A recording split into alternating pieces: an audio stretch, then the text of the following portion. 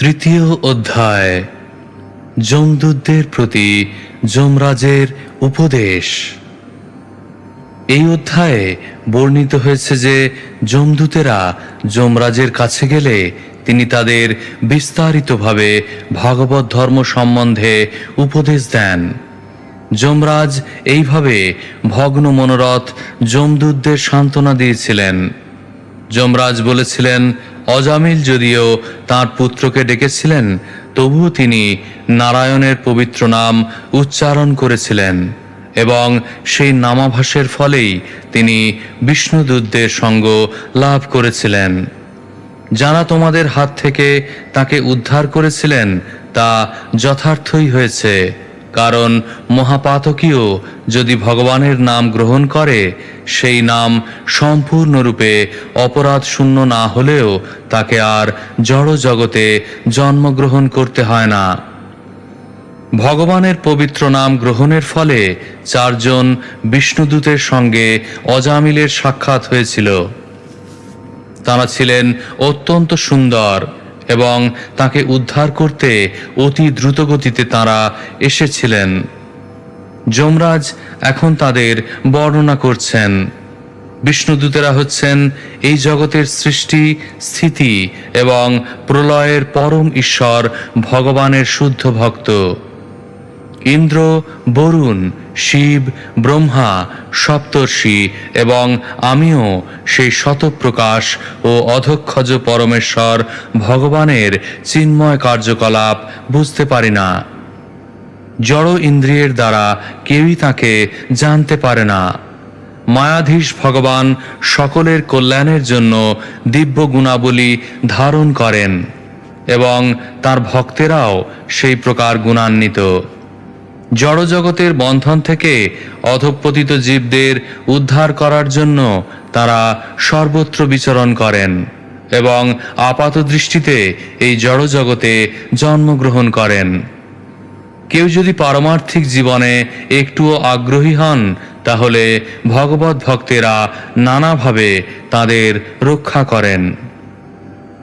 যমরাজ বললেন, সনাতন ধর্মের তত্ত্ব অত্যন্ত নিগূঢ়।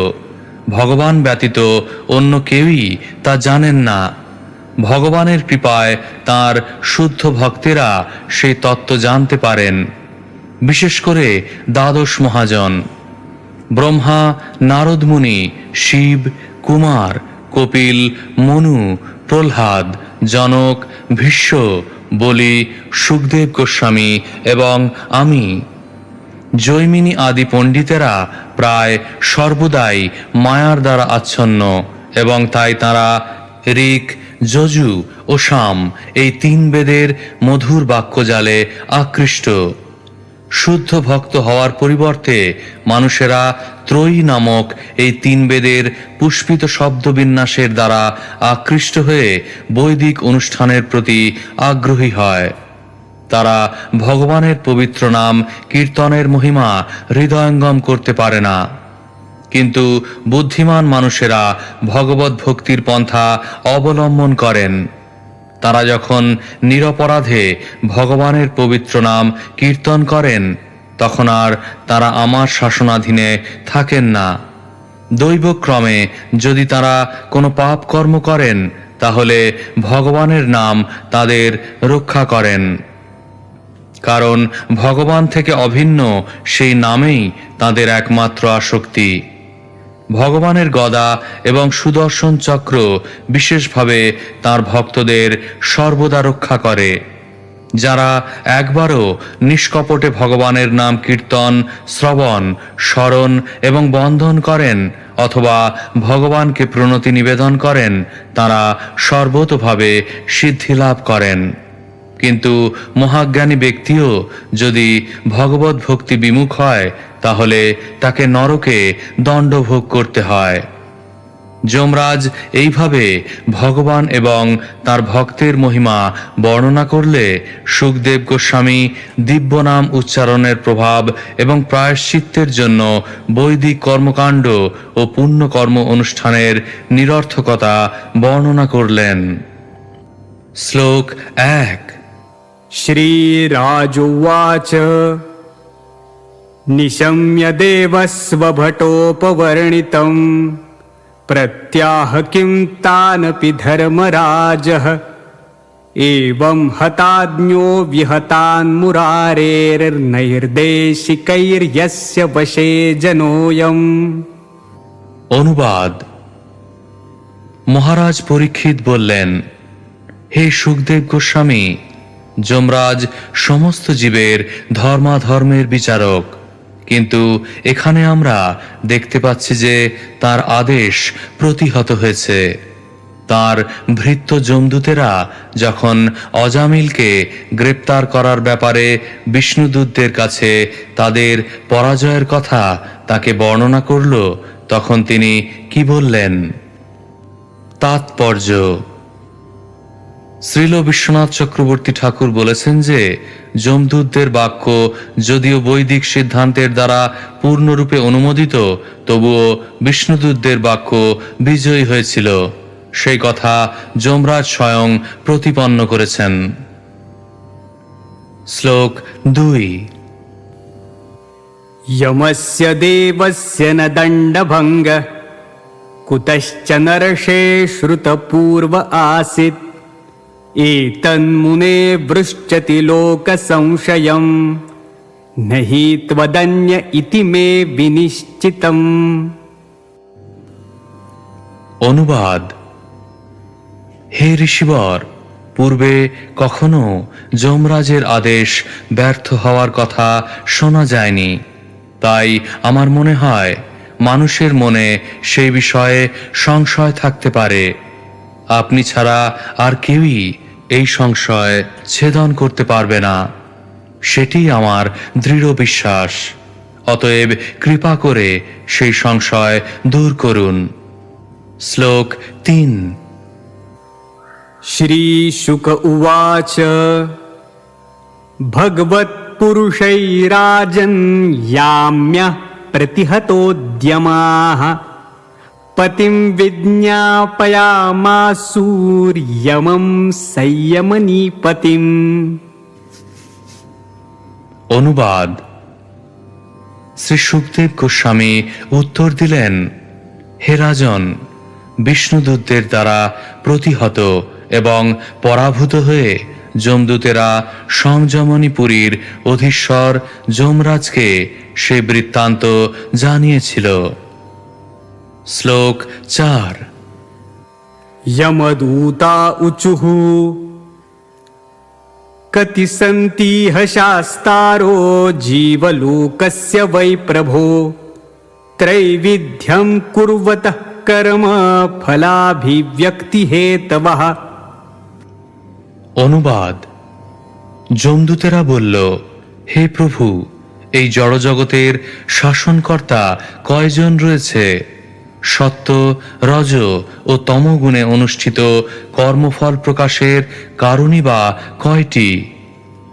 তাৎপর্য: শ্রীল বিশ্বনাথ চক্রবর্তী ঠাকুর বলেছেন যে যমদূতেরা এতই ভগ্ন মনোরথ হয়েছিল যে তারা প্রায় ক্রোধান্বিত হয়ে তাদের প্রভুকে জিজ্ঞাসা করেছিল, তিনি ছাড়া আর অন্য কোনো শাসক রয়েছেন কিনা।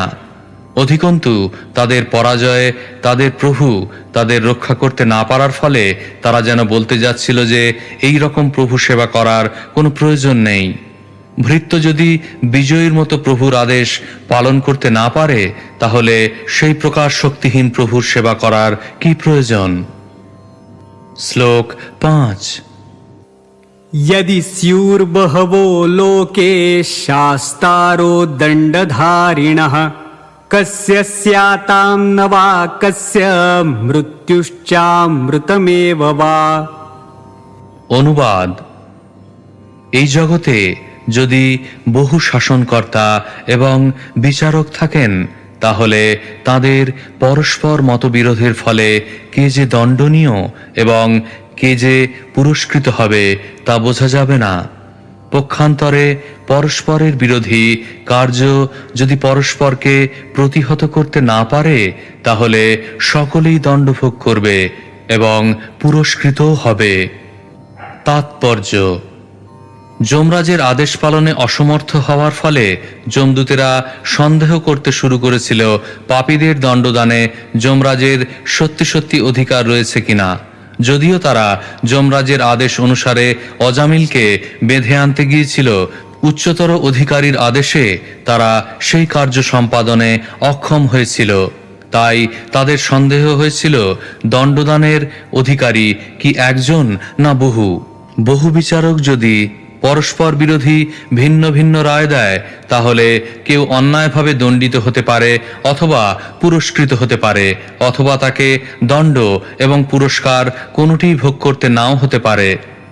এই জড়জগতে আমরা দেখতে পাই যে এক আদালতে দণ্ডিত ব্যক্তি অন্য আদালতে পুনর্বিচার প্রার্থনা করতে পারে।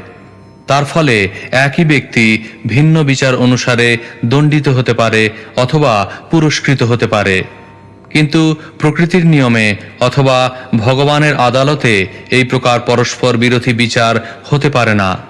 বিচারক এবং তাদের বিচার অবশ্যই নির্ভুল ও বিরোধ বর্জিত হওয়া কর্তব্য।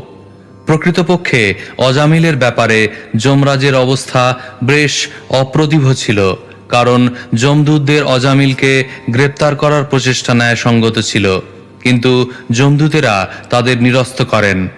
এই অবস্থায় যমরাজ যদিও বিষ্ণুদূত এবং যমদূত উভয়ের দ্বারাই অভিযুক্ত হয়েছেন, তবুও তার বিচার সম্পূর্ণরূপে ত্রুটিহীন, কারণ তিনি ভগবানের প্রতিনিধিত্ব করেছেন। তাই তিনি তার প্রকৃত স্থিতি বর্ণনা করে বিশ্লেষণ করবেন কিভাবে সকলে পরমেশ্বর ভগবানের পরম নিয়ন্ত্রণের অধীন। শ্লোক 6। किन्तु शास्त्रबहुत्वे स्यात् बहुनाम् इह कर्मिणाम् शास्त्रत्वमुपचारो हि यथा मण्डलवर्तिनाम्। অনুবাদ: যমদূতেরা বলল, যেহেতু বহু কর্মী রয়েছে, তাই তাদের বিচারের জন্য বহু বিচারক হতে পারে, কিন্তু একজন সম্রাট যেমন তার অধীনস্থ শাসকদের নিয়ন্ত্রণ করেন, তেমনি বিভিন্ন বিভাগীয় বিচারকদের নিয়ন্ত্রণ করার জন্য একজন মুখ্য বিচারক থাকা আবশ্যক। তাৎপর্য: সরকারি শাসন ব্যবস্থায় বিভিন্ন ব্যক্তিদের বিচারের জন্য বিভিন্ন বিভাগীয় অধিকারী থাকতে পারে, কিন্তু আইন এক, সেই কেন্দ্রীয় আইন সকলকে নিয়ন্ত্রণ করে। যমদূতেরা বুঝতে পারছিল না একই মামলায় দুজন বিচারক দুটি ভিন্ন প্রকার রায় দিচ্ছিলেন কিভাবে। তাই তারা জানতে চেয়েছিল মুখ্য বিচারক কে। যমদূতেরা নিশ্চিত ছিল যে অজামিল ছিল মহাপাতকী, যদিও যমরাজ তাকে দণ্ডদান করতে চেয়েছিলেন। বিষ্ণুদূতেরা তাকে ক্ষমা করেছিলেন। যমদূতদের কাছে তা এক বিভ্রান্তিকর পরিস্থিতি সৃষ্টি করেছিল এবং তাই তারা সেই বিষয়ে যথাযথভাবে অবগত হওয়ার জন্য যমরাজের কাছে গিয়েছিল। শ্লোক 7। अतस्त्वमेको भूतानां शीश्वराणामधीश्वरः शास्ता दण्डधरो नॄणां शुभाशुभविवेचनः। অনুবাদ: মুখ্য শাসনকর্তা একজন, বহু হতে পারেন না। আমরা জানতাম যে আপনিই হচ্ছেন সর্বোচ্চ বিচারক এবং দেবতারাও আপনার অধীন। আমরা মনে করতাম আপনি সমস্ত জীবের অধীশ্বর এবং সমস্ত মানুষের পাপ পুণ্যের একমাত্র বিচারকর্তা। শ্লোক 8। तस्य ते विहितो दण्डो न लोके वर्तते धुना चतुर्भिरद्भुतैः सिद्धैर्राज्ञा ते विप्रलम्भिता। অনুবাদ: কিন্তু এখন আমরা দেখছি যে আপনার বিহিত দণ্ড আর কার্যকরী হচ্ছে না। 4 জন অদ্ভুত দর্শন সিদ্ধপুরুষ আপনার আদেশ লঙ্ঘন করেছেন। তাৎপর্য: যমদূতেরা মনে করত যে যমরাজই হচ্ছেন সর্বোচ্চ বিচারক। তাদের পূর্ণ বিশ্বাস ছিল যে কেউই যমরাজের বিচারের বিরোধিতা করতে পারেন না। কিন্তু এখন পরম বিস্ময়ের সঙ্গে তারা দেখল যে সেই 4 জন অদ্ভুত দর্শন সিদ্ধপুরুষ তাঁর আদেশ লঙ্ঘন করলেন। শ্লোক 9।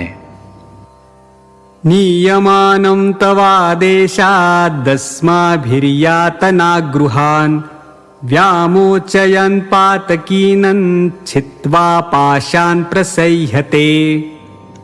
অনুবাদ: আমরা মহাপাপী অজামিলকে আপনার আদেশ অনুসারে নরকে নিয়ে আসছিলাম।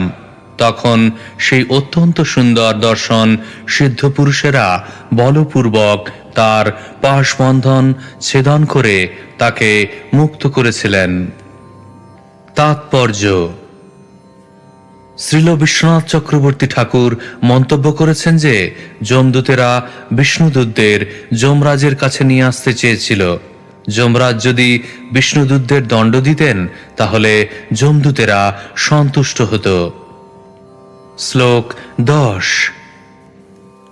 तांस्ते वेदितुमिच्छामो यदि नो मन्यसे क्षमम् नारायणेत्यभिहिते मा भैरित्याययुर्द्रुतम्। অনুবাদ: পাপী অজামিল নারায়ণ নাম উচ্চারণ করা মাত্রই সেই চারজন অতি সুন্দর দর্শন পুরুষ তৎক্ষণাৎ সেখানে আবির্ভূত হয়ে তাকে আশ্বাস দিয়েছিলেন, ভয় করো না, ভয় করো না। আপনার কাছে আমরা তাদের সম্বন্ধে জানতে চাই। আপনি যদি মনে করেন যে আমরা তাদের বুঝতে পারবো, তাহলে দয়া করে আপনি বলুন তারা কে। তাৎপর্য: বিষ্ণুদূতদের দ্বারা পরাস্ত হয়ে যমদূতেরা অত্যন্ত বিষণ্ণ হয়েছিল। তারা চেয়েছিল বিষ্ণুদূতদের যমরাজের কাছে নিয়ে আসতে, যাতে তিনি তাদের দণ্ড দিতে পারেন। অন্যথায় তারা আত্মহত্যা করতে চেয়েছিল। কিন্তু এই দুয়ের কোনো একটি পথ অনুসরণ করার পূর্বে তারা সর্বজ্ঞ যমরাজের কাছে বিষ্ণুদূতদের সম্বন্ধে জানতে চেয়েছিল। শ্লোক 11।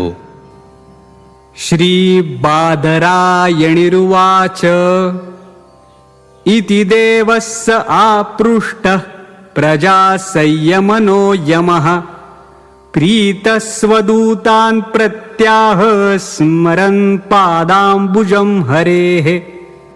অনুবাদ: শ্রী সুখদেব গোস্বামী বললেন, তাঁর দূতদের এই প্রকার প্রশ্নে নারায়ণ এই দিব্য নাম শ্রবণ করে অত্যন্ত প্রসন্ন হয়ে জীবদের নিয়ন্তা যমরাজ ভগবানের শ্রীপাদপদ্ম স্মরণ করে তাঁর দূতদের বলতে লাগলেন।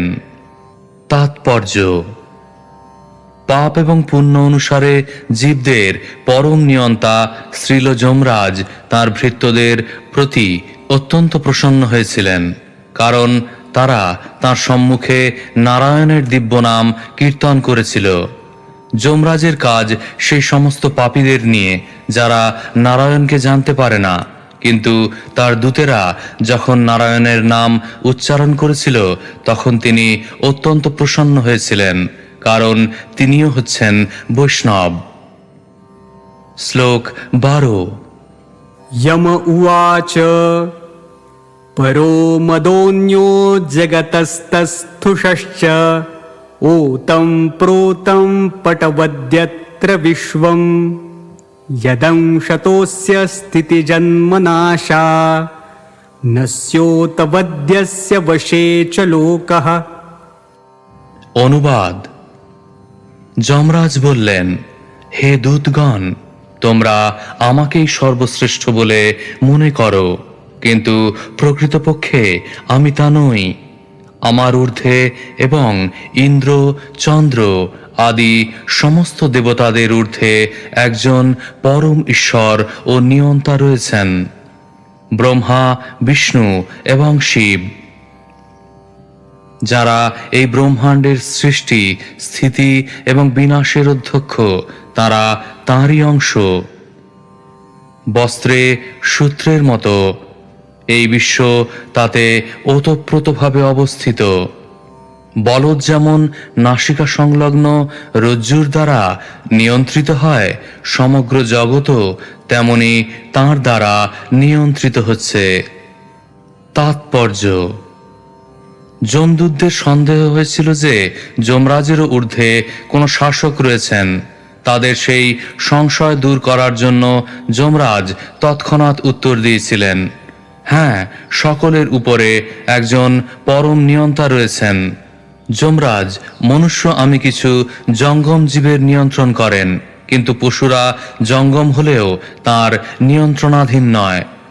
মানুষেরই কেবল ন্যায় অন্যায় বিচারবোধ রয়েছে, এবং তাদের মধ্যে যারা পাপ কর্ম করে তারা যমরাজের নিয়ন্ত্রণাধীনে আসে।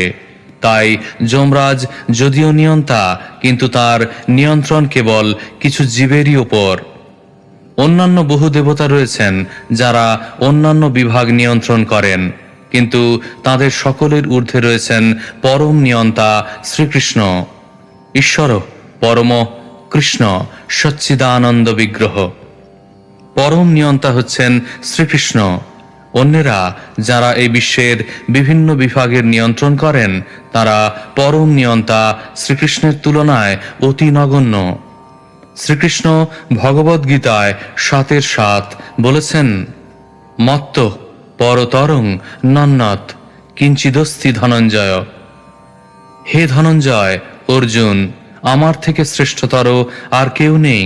তাই সকলের ঊর্ধ্বে যে একজন পরম নিয়ন্তা রয়েছেন সেই কথা বলে যমরাজ তাঁর সহকারী যমদূতদের সংশয় দূর করেছিলেন। শ্রীল মধ্বাচার্য বিশ্লেষণ করেছেন, ওতং প্রতম শব্দ দুটির দ্বারা সর্বকারণের পরম কারণকে বোঝানো হয়েছে। ভগবান সমগ্র সৃষ্টির দৈর্ঘ্য এবং প্রস্থ, সেই কথা স্কন্দ পুরাণে প্রতিপন্ন হয়েছে। यथा कन्थापटः सूत्र ऊतः प्रोताश्च संस्थितः एवं विष्णाविदं विश्वम् ऊतं प्रोतं च संस्थितम्। কাঁথার সূত্র যেমন দৈর্ঘ্যে এবং প্রস্থে বিস্তৃত থাকে, ভগবান শ্রীবিষ্ণু তেমন সমগ্র জগতের ওতপ্রোত কারণ রূপে অবস্থিত। শ্লোক 13। यो नामभिर्वाचि जनं निजायाम् बध्नाति तन्त्र्यामिव दामभिर्गाः यस्मै बलिं त इमे नाम कर्म निबन्धबद्धाश्चकिता वहन्ति। অনুবাদ: গরুর গাড়ির চালক যেমন নাসা সংলগ্ন রজ্জুর দ্বারা বলদদের নিয়ন্ত্রণ করে, তেমনি ভগবান বেদবাক্যরূপী রজ্জুর দ্বারা সমস্ত মানুষকে আবদ্ধ করেছেন, যা মানব সমাজের ব্রাহ্মণ, ক্ষত্রিয়, বৈশ্য এবং শূদ্র আদি বিভিন্ন নাম এবং কর্ম অনুসারে বর্ণিত হয়েছে। ভয়ে ভীত হয়ে এই সমস্ত বর্ণের মানুষেরা তাদের স্বীয় কর্ম অনুসারে ভগবানকে পূজোপহার প্রদান করেন। তাৎপর্য: এই জড়জগতে সকলেই বদ্ধ, তা সে যেই হোক না কেন, মানুষ, দেবতা, পশু, বৃক্ষ, লতা সকলেই প্রকৃতির নিয়মের দ্বারা নিয়ন্ত্রিত, এবং প্রকৃতির নিয়ন্ত্রণের পেছনে রয়েছেন পরমেশ্বর ভগবান। তা ভগবদ্গীতায় 9:10 প্রতিপন্ন হয়েছে, যেখানে শ্রীকৃষ্ণ বলেছেন, মায়াধ্যক্ষেন প্রকৃতি সুয়তে সচরাচরম। জড়া প্রকৃতি আমার নির্দেশে কার্য করছে এবং সমস্ত স্থাবর জঙ্গম জীব উৎপন্ন করছে। এইভাবে শ্রীকৃষ্ণ প্রকৃতিরূপী যন্ত্রকে নিয়ন্ত্রণ করছেন। অন্যান্য জীব ব্যতীত মানব দেহে স্থিত জীবাত্মারা বৈদিক অনুশাসন মতো বর্ণাশ্রম বিভাগ অনুসারে সুপরিকল্পিতভাবে নিয়ন্ত্রিত হচ্ছে। মানুষকে বর্ণ এবং আশ্রমের বিধিনিষেধ পালন করতে হয়, তা না হলে সে যমরাজের দণ্ড থেকে নিষ্কৃতি পায় না। অর্থাৎ আশা করা যায় যে প্রতিটি মানুষই সবচাইতে উন্নত বুদ্ধিমত্তা সম্পন্ন ব্রাহ্মণ স্তরে উন্নীত হবে এবং তারপর সেই স্তর অতিক্রম করে বৈষ্ণব হবে। সেটি হচ্ছে মানব জীবনের পূর্ণতা। ব্রাহ্মণ, ক্ষত্রিয়, বৈশ্য এবং শূদ্র তাদের কর্ম অনুসারে ভগবানের আরাধনা করে উন্নতি সাধন করতে পারে। সে কর্মণ্য ভীরত সংসিদ্ধিং লভতে নরঃ। প্রতিটি মানুষের যথাযথভাবে কর্তব্য সম্পাদনের জন্য এবং শান্তিপূর্ণ অবস্থানের জন্য বর্ণ ও আশ্রম ধর্মের আবশ্যক, কিন্তু সকলকেই সর্বব্যাপ্ত যেন সর্বমিদং ততম পরমেশ্বর ভগবানের আরাধনা করার নির্দেশ দেওয়া হয়েছে। ভগবান ওতপ্রোতভাবে বিরাজমান এবং তাই কেউ যদি তার ক্ষমতা অনুযায়ী বৈদিক নির্দেশ অনুসারে ভগবানের আরাধনা করেন তাহলে তার জীবন সার্থক হয়। সেই সম্বন্ধে শ্রীমদ্ ভাগবতে 1:2-13 বলা হয়েছে, अतः पुंभीर्द्विजश्रेष्ठा वर्णाश्रम विभागशः स्वनुष्ठितस्य धर्मस्य संसिद्धिर्हरितोषणम्। হে দ্বিজশ্রেষ্ঠ, তাই সিদ্ধান্ত করা হয়েছে যে স্বীয় প্রবণতা অনুসারে বর্ণাশ্রম ধর্ম পালন করার মাধ্যমে পরমেশ্বর ভগবান শ্রীহরির সন্তুষ্টি বিধান করাই হচ্ছে স্বধর্মের চরম ফল। বর্ণাশ্রম ব্যবস্থায় মানুষকে উপযুক্ত যোগ্যতা অর্জন করে ভগবত ধামে ফিরে যাওয়ার সর্বশ্রেষ্ঠ পন্থা প্রদান করা হয়েছে, কারণ প্রতিটি বর্ণ এবং আশ্রমের উদ্দেশ্য হচ্ছে ভগবানের সন্তুষ্টি বিধান করা। সদ্গুরুর নির্দেশে ভগবানের প্রসন্নতা বিধান করা যায় এবং কেউ যদি তা করেন তাহলে তার জীবন সার্থক হয়। ভগবান আরাধ্য এবং সকলেই প্রত্যক্ষ বা পরোক্ষভাবে তার আরাধনা করছেন। যারা প্রত্যক্ষভাবে তার আরাধনা করেন তারা শীঘ্রই উদ্ধার লাভ করেন, আর যারা পরোক্ষভাবে তার সেবা করেন তাদের উদ্ধার লাভে বিলম্ব হয়। নামভিবাচী শব্দ দুটি অত্যন্ত গুরুত্বপূর্ণ। বর্ণাশ্রম ব্যবস্থায় ব্রাহ্মণ, ক্ষত্রিয়, বৈশ্য, শূদ্র, ব্রহ্মচারী, গৃহস্থ, বানপ্রস্থ এবং সন্ন্যাসী এই সমস্ত বিভিন্ন নাম রয়েছে। বাক এবং বৈদিক অনুশাসন এই সমস্ত বিভাগগুলিকে নির্দেশ প্রদান করে। সকলেরই কর্তব্য ভগবানকে প্রণতি নিবেদন করা এবং বেদের নির্দেশ অনুসারে তার কর্তব্য পালন করা। শ্লোক 14-15 अहं महेन्द्रो निरृतिः प्रचेताः सोमोऽग्निरीशः पवनो विरिञ्चिः आदित्यविश्वे वसवोऽथ साध्या मरुद्गणा रुद्रगणाः ससिद्धः अन्ये च ये विश्वसृजो मरेषा भृग्वादयो स्पृष्टरजस्तमस्काः यस्येहितं न विदुः स्पृष्टमायाः सत्त्वप्रधाना अपि किं ततोऽन्ये। অনুবাদ: আমি যম, দেবরাজেন্দ্র, নিরৃতি, বরুণ, চন্দ্র, অগ্নি, মহাদেব, পবন, ব্রহ্মা, সূর্য, বিশ্বাবসু, অষ্টবসু, সাধ্যগণ, মরুদ্গণ, রুদ্রগণ, সিদ্ধগণ, মরীচি প্রভৃতি অন্যান্য বিশ্বস্রষ্টা বৃহস্পতি প্রমুখ দেবশ্রেষ্ঠগণ এবং রজ ও তমগুণে যাদের স্পর্শ করতে পারে না সেই ভৃগু প্রমুখ সত্যগণ প্রধান মুনিগণও ভগবানের কার্যকলাপ বুঝতে পারেন না। অতএব মায়ামোহিত অন্যান্য জীবেরা কিভাবে ভগবানকে জানতে পারবে? তাৎপর্য: এই জড়জগতে মানুষ এবং অন্যান্য জীবেরা প্রকৃতির 3 গুণের দ্বারা নিয়ন্ত্রিত হয়। যে সমস্ত জীব রজ এবং তমগুণের দ্বারা নিয়ন্ত্রিত তাদের পক্ষে ভগবানকে জানার কোনো সম্ভাবনা নেই। এমনকি এই শ্লোকে বর্ণিত সমস্ত দেবতা এবং মহান ঋষিরা যারা সত্যগুণে রয়েছেন তারাও ভগবানের কার্যকলাপ বুঝতে পারেন না। ভগবদ্গীতায় বলা হয়েছে যে যারা ভগবত ভক্তিতে স্থিত তারা জড়া প্রকৃতির গুণের অতীত, তাই ভগবান স্বয়ং বলেছেন যে জড়া প্রকৃতির গুণের অতীত ভক্তেরা ছাড়া আর কেউই তাকে জানতে পারে না। ভক্তা মাম অভিজানাতি। শ্রীমদ্ ভাগবতে 1:9-16 ভীষ্মদেব মহারাজ যুধিষ্ঠিরকে বলেছেন, न ह्यस्य कर्हिचिद्राजन् पुमान् वेद विधित्सितं यद्विजिज्ञासया युक्ता मुह्यन्ति कवयोऽपि हि। হে রাজন, পরমেশ্বরের শ্রীকৃষ্ণের পরিকল্পনা কেউই জানতে পারে না, এমনকি মহান দার্শনিকেরাও বিশদ অনুসন্ধিৎসা সহকারে নিয়োজিত থেকেও কেবলই বিভ্রান্ত হন। তাই কেউই মনোধর্মী জ্ঞানের দ্বারা ভগবানকে জানতে পারে না। প্রকৃতপক্ষে জ্ঞানের দ্বারা মানুষ মোহিত হয়, মুহ্যন্তি। সেই কথা প্রতিপন্ন করে ভগবানও ভগবদ্গীতায় 7:3 স্বয়ং বলেছেন, मनुष्याणां सहस्रेषु कश्चिद्यतति सिद्धये यततामपि सिद्धानां कश्चिन्मां वेत्ति तत्त्वतः।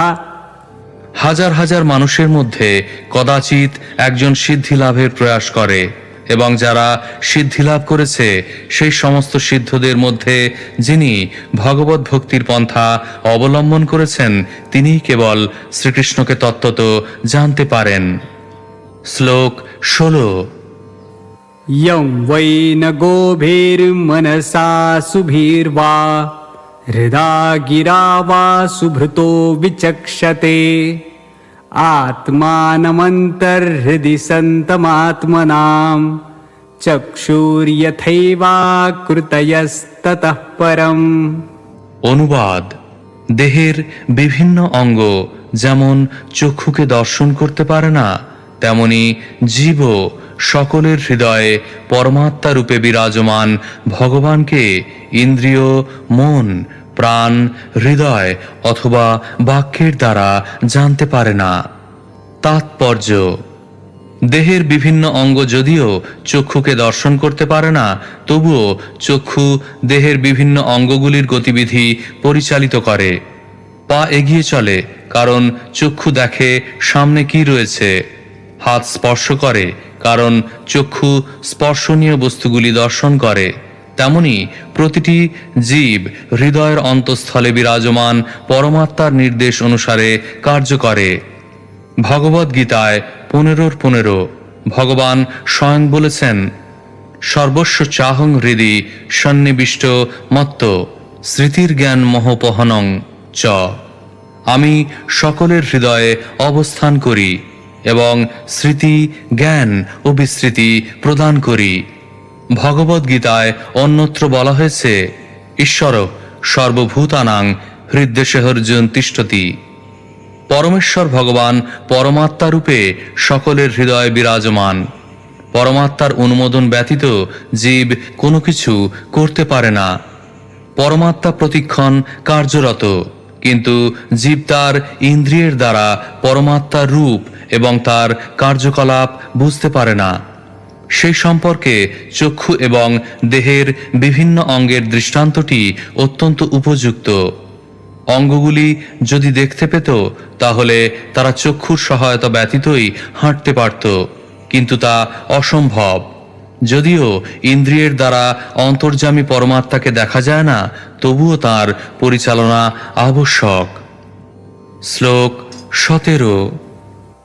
तस्यात्मतन्त्रस्य हरेर्धिषितुः परस्य मायाधिपतेर्महात्मनः प्रायेण दूता इह वै मनोहराश्चरन्ति तद्रूपगुणस्वभावाः। অনুবাদ: ভগবান স্বয়ং সম্পূর্ণ এবং স্বাধীন। তিনি সকলের অধীশ্বর, তিনি মায়াধীশ। তার রূপ, গুণ এবং স্বভাব রয়েছে। তেমনি তার দূত বৈষ্ণবদের রূপ, গুণ এবং স্বভাবও তাঁরই মতো সুন্দর। তারা সর্বদা এই জগতে সম্পূর্ণ স্বাধীনভাবে বিচরণ করেন।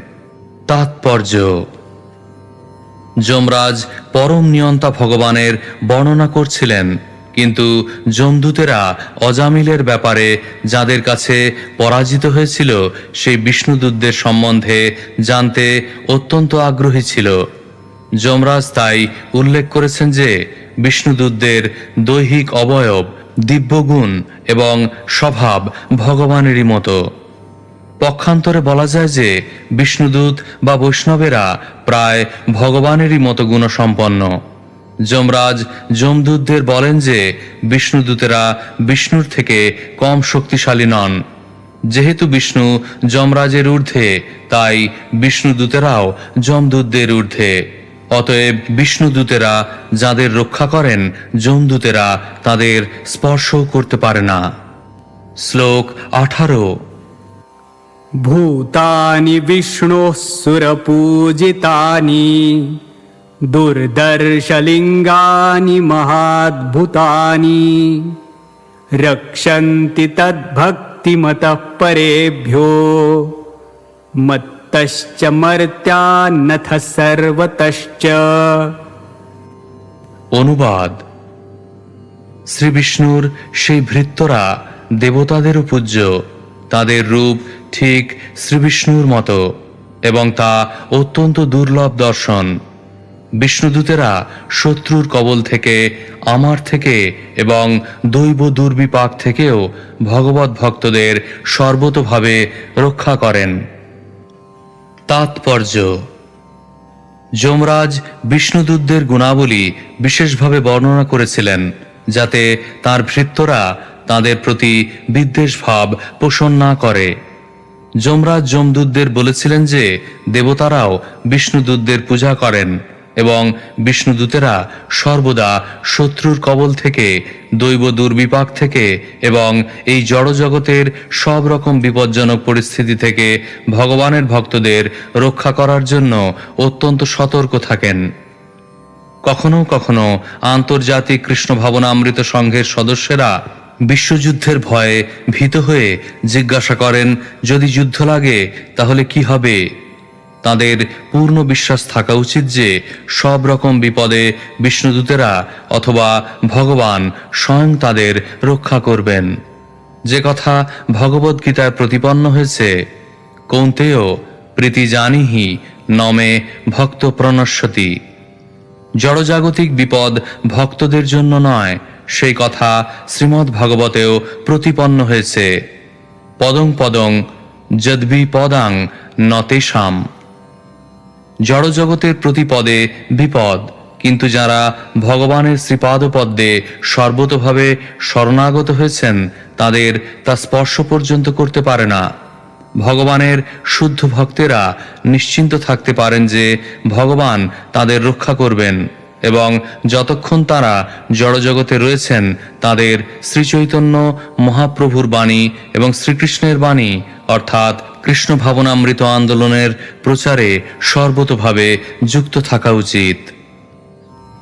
শ্লোক 19।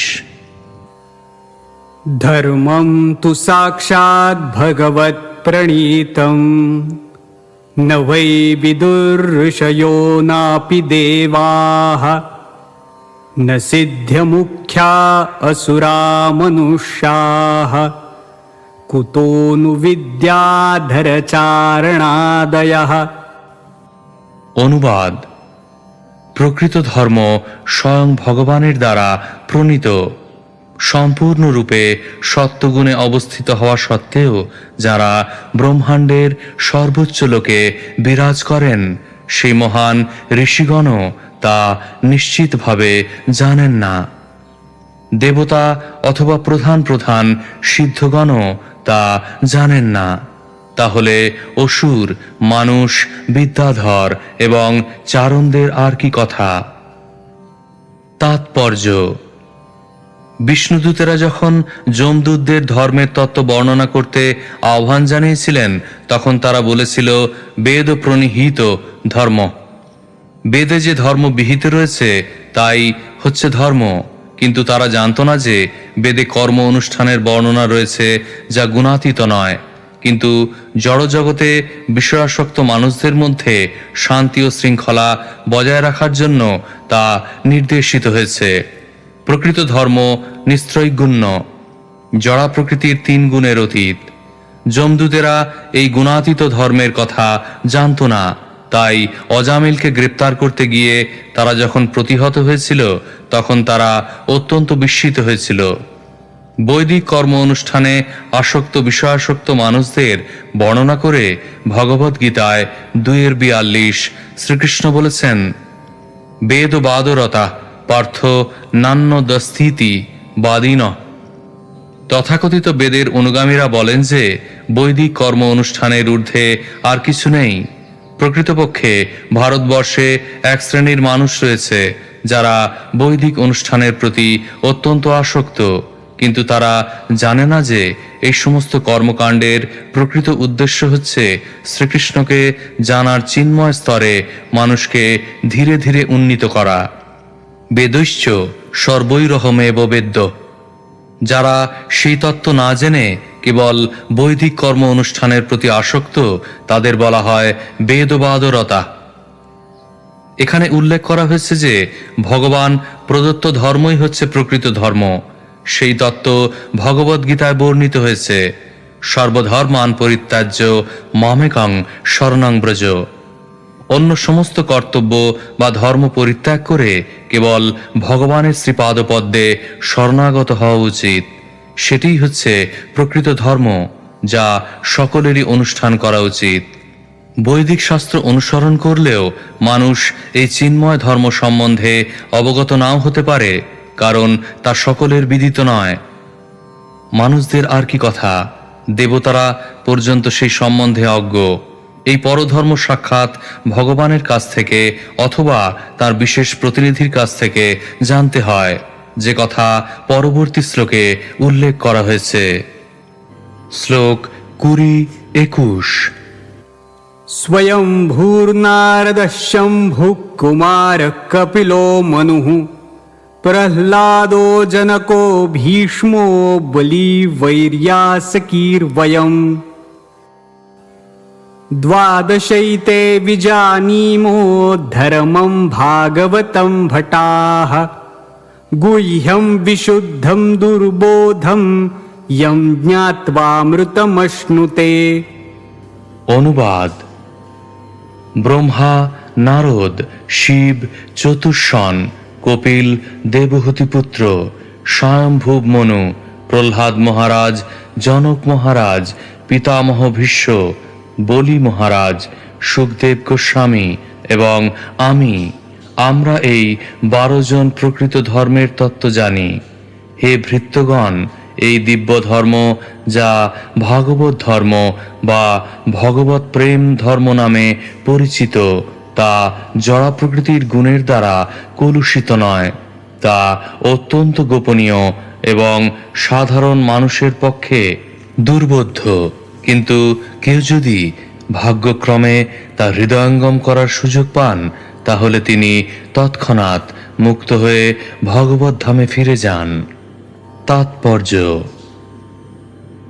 ভগবদ্গীতায় ভগবান শ্রীকৃষ্ণ ভাগবত ধর্মকে সবচাইতে গোপনীয় ধর্ম, সর্বগুচ্ছতমম গুজ্জাদ গুচ্ছতরম বলে বর্ণনা করেছেন।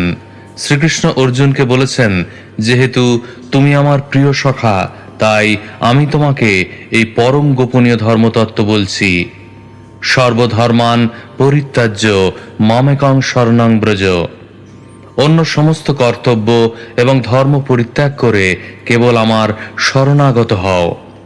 কেউ প্রশ্ন করতে পারে, এই তত্ত্ব যদি এতই দুর্বোধ্য হয় তাহলে তার প্রয়োজন কি? তার উত্তরে যমরাজ এখানে বলেছেন যে কেউ যদি ব্রহ্মা, শিব, চতুষ্ষণ এবং অন্যান্য মহাজনদের পরম্পরার ধারা অনুসরণ করেন তাহলে তা বোধগম্য হয়। 4টি প্রামাণিক পরম্পরা রয়েছে: ব্রহ্মা থেকে, শিব থেকে, লক্ষ্মী দেবী থেকে এবং কুমারদের থেকে। ব্রহ্মা থেকে যে সম্প্রদায় তাকে বলা হয় ব্রহ্ম সম্প্রদায়, শিব থেকে যে সম্প্রদায় তাকে বলা হয় রুদ্র সম্প্রদায়, লক্ষ্মী থেকে যে সম্প্রদায় তাকে বলা হয় শ্রী সম্প্রদায় এবং কুমার থেকে যে সম্প্রদায় তাকে বলা হয় কুমার সম্প্রদায়। ধর্মের সবচাইতে গোপনীয় তত্ত্ব হৃদয়ঙ্গম করার জন্য এই চারটি সম্প্রদায়ের কোনো একটি আশ্রয় করা অবশ্য কর্তব্য। পদ্মপুরাণে বলা হয়েছে, সম্প্রদায় বিহীনা যে মন্ত্রাস্তে নিষ্ফলামতা। কেউ যদি এই চারটি সম্প্রদায়ের কোনো একটি অনুসরণ না করে তাহলে তার মন্ত্র বা দীক্ষা সম্পূর্ণরূপে নিষ্ফল। বর্তমান সময়ে বহু অপসম্প্রদায় রয়েছে যেগুলির সঙ্গে ব্রহ্মা, শিব, লক্ষ্মী অথবা কুমারদের কোনো যোগ নেই। মানুষ এই সমস্ত অপসম্প্রদায়ের দ্বারা ভ্রান্ত পথে পরিচালিত হচ্ছে। শাস্ত্রে বলা হয়েছে যে এই সমস্ত অপসম্প্রদায় থেকে দীক্ষা গ্রহণ কেবল সময়েরই অপচয় মাত্র, কারণ তার ফলে মানুষ প্রকৃত ধর্ম যে কি তা কখনোই বুঝতে পারবে না। শ্লোক 22। एतावानेव लोकेऽस्मिन् पुंसां धर्मः परस्मृतः भक्तियोगो भगवती तन्नाम ग्रहणादिभिः। তাৎপর্য: পূর্ববর্তী শ্লোকে যে বলা হয়েছে ধর্ম ভাগবতম, প্রকৃত ধর্ম হচ্ছে ভাগবত ধর্ম, তা শ্রীমদ্ ভাগবত এবং ভগবদ গীতায় বর্ণিত হয়েছে এবং সেটি হচ্ছে শ্রীমদ্ ভাগবতের মৌলিক শিক্ষা। সেই তত্ত্ব কি? শ্রীমদ্ ভাগবত বলছে ধর্ম প্রযোজিত কৈত বহত্র। শ্রীমদ্ ভাগবতে কোনো ছল ধর্ম নেই। শ্রীমদ্ ভাগবতের সবকিছুই সরাসরিভাবে ভগবানের সঙ্গে সম্পর্কযুক্ত। ভাগবতে আরো বলা হয়েছে সবই পুংসাং পরধর্মযত ভক্তিরধক্ষ, যে পরম ধর্ম হচ্ছে তা যা শিক্ষা দেয় কিভাবে ভগবানকে ভালোবাসতে হয়, যিনি জীবের অক্ষজ জ্ঞানের অতীত। এই ধর্মের শুরু হয় তন্নাম গ্রহণ বা তাঁর দিব্যনাম গ্রহণের মাধ্যমে। শ্রবণং কীর্তনং বিষ্ণু শরণং পাদ সেবনং। ভগবানের পবিত্র নাম কীর্তন এবং আনন্দে মগ্ন হয়ে নৃত্য করার পর ভক্ত ধীরে ধীরে ভগবানের রূপ, তাঁর লীলা এবং তাঁর চিন্ময় গুণাবলী দর্শন করতে পারেন। এইভাবে পূর্ণরূপে ভগবানকে জানা যায়। ভগবান কিভাবে এই জড়জগতে অবতরণ করেন, কিভাবে তিনি জন্মগ্রহণ করেন এবং লীলাবিলাস করেন তা সবই জানা যায়। তবে তা জানতে হয় কেবল ভগবত ভক্তির মাধ্যমে। ভগবদ গীতায় সেই সম্বন্ধে বলা হয়েছে ভক্তা মাম অভিজানাতি। কেবল ভক্তির দ্বারাই ভগবানকে এবং ভগবান সম্বন্ধীয় সবকিছুই জানা যায়। কেউ যদি সৌভাগ্যক্রমে এইভাবে ভগবানকে জানতে পারেন তার ফলে ত্যক্তা দেহং পুনর্জন্ম নৈতি। জড়দেহ ত্যাগ করার পর তাকে আর এই জড়জগতে জন্মগ্রহণ করতে হয় না। পক্ষান্তরে তিনি ভগবত ধামে ফিরে যান। সেটি হচ্ছে চরম পূর্ণতা। তাই শ্রীকৃষ্ণ ভগবদ গীতায় 8:15 বলেছেন, मामुपेत्य पुनर्जन्म दुःखालयम शाश्वतं नाप्नुवन्ति महात्मानः संसिद्धिं परमां गताः। মহাত্মাগণ, ভক্তিপরায়ণ যোগীগণ আমাকে লাভ করে আর এই দুঃখপূর্ণ নশ্বর সংসারে পুনরায় জন্মগ্রহণ করেন না, কেননা তারা সর্বোচ্চ সিদ্ধি লাভ করেছেন। नामोच्चारण महात्म्यं हरिः पश्यत पुत्रकाः अजामिलोऽपि येनैव मृत्युपाशादमुच्यत। অনুবাদ: হে পুত্র সদৃশ ভৃত্যগণ, ভগবানের পবিত্র নামের মাহাত্ম্য দর্শন করো। মহাপাপী অজামিল তার পুত্রকে সম্বোধন করে অজ্ঞাতসারে এই নাম গ্রহণ করার ফলে নারায়ণ স্মৃতি হেতু তৎক্ষণাৎ মৃত্যুপাশ থেকে মুক্ত হয়েছিলেন। তাৎপর্য: হরে কৃষ্ণ মন্ত্র কীর্তন করার মাহাত্ম্য সম্বন্ধে গবেষণা করার কোনো প্রয়োজন নেই। অজামিলের ইতিহাস ভগবানের পবিত্র নাম কীর্তনের প্রভাব এবং নিরন্তর এই নাম কীর্তনকারীর মহিমা বিষয়ে যথেষ্ট প্রমাণ। তাই শ্রী চৈতন্য মহাপ্রভু উপদেশ দিয়েছেন, हरेर्नाम हरेर्नाम हरेर्नामैव केवलम् कलौ नास्तेव नास्तेव नास्तेव गतिरन्यथा। এই কলিযুগে মুক্তি লাভের জন্য কেউই কর্মকাণ্ডের অনুষ্ঠান করতে পারে না, তা অত্যন্ত কঠিন। তাই সমস্ত শাস্ত্রে এবং সমস্ত আচার্যরা উপদেশ দিয়েছেন যে এই কলিযুগে ভগবানের নাম কীর্তনই হচ্ছে ভববন্ধন মোচনের একমাত্র পন্থা। শ্লোক 24। एतावतालमघनिर्हरणाय पुंसाम् सङ्कीर्तनं भगवतो गुणकर्मनाम्नाम् विकृष्य पुत्रमघवान् यदजामिलोऽपि नारायणेति म्रियमाण इयाय मुक्तिम्। অনুবাদ: অতএব বুঝতে হবে যে ভগবানের নাম, গুণ এবং কর্মের কীর্তনের ফলে সমস্ত পাপ থেকে অনায়াসে মুক্ত হওয়া যায়। পাপ মোচনের জন্য এটি একমাত্র উপদিষ্ট পন্থা। কেউ যদি নিরপরাধে ভগবানের নাম উচ্চারণ করেন, তাহলে সেই উচ্চারণ অশুদ্ধ হলেও তিনি ভববন্ধন থেকে মুক্ত হবেন। দৃষ্টান্ত স্বরূপ বলা যায় যে অজামিল ছিলেন অত্যন্ত পাপী, কিন্তু মৃত্যুর সময় তার পুত্রকে সম্বোধন করে সেই নাম উচ্চারণের ফলে তিনি পূর্ণরূপে মুক্ত হয়েছিলেন। তাৎপর্য: রঘুনাথ দাস গোস্বামীর পিতার সভায় হরিদাস ঠাকুর প্রতিপন্ন করেছিলেন যে নামাভাসের ফলেই মুক্তি লাভ হয়। স্মার্ত ব্রাহ্মণ এবং মায়াবাদীরা বিশ্বাস করে না যে এইভাবে মুক্তি লাভ করা যায়, কিন্তু হরিদাস ঠাকুরের এই উক্তির সত্যতা শ্রীমদ্ ভাগবতের বহু উক্তির দ্বারা সমর্থিত হয়েছে। যেমন শ্রীল শ্রীধর স্বামী এই শ্লোকের ভাষ্যে নিম্নলিখিত শ্লোকটির উল্লেখ করেছেন: सायं प्रातर्गुणं भक्त्या दुःखग्रामाद् विमुच्यते। সকালে এবং সন্ধ্যায় কেউ যদি সর্বদা গভীর ভক্তি সহকারে ভগবানের পবিত্র নাম কীর্তন করেন, তাহলে তিনি সমস্ত জড়জাগতিক দুঃখ দুর্দশা থেকে মুক্ত হতে পারেন। আরেকটি উদ্ধৃতিতে প্রতিপন্ন হয়েছে যে প্রতিদিন যদি গভীর শ্রদ্ধা সহকারে নিরন্তর ভগবানের পবিত্র নাম শ্রবণ করা হয়, তাহলে মুক্তি লাভ করা যায়। অনুদিন মিদমাদরেণ শৃণ্বন। আরেকটি উদ্ধৃতিতে বলা হয়েছে: श्रवणं कीर्तनं ध्यानं हरेरद्भुतकर्मणः जन्मकर्मगुणानां च तदर्थेऽखिलचेष्टितम्। ভগবানের অদ্ভুত কার্যকলাপের কথা সর্বদা শ্রবণ, কীর্তন ও ধ্যান করা উচিত এবং সর্বতোভাবে ভগবানের প্রসন্নতা বিধানের চেষ্টা করা উচিত। শ্রীমদ্ ভাগবত 11:3-27। শ্রীল শ্রীধর স্বামীও পুরাণ থেকে উদ্ধৃতি দিয়েছেন: পাপক্ষয়শ্চ ভবতি স্মরতাং তম অহর্নিশম।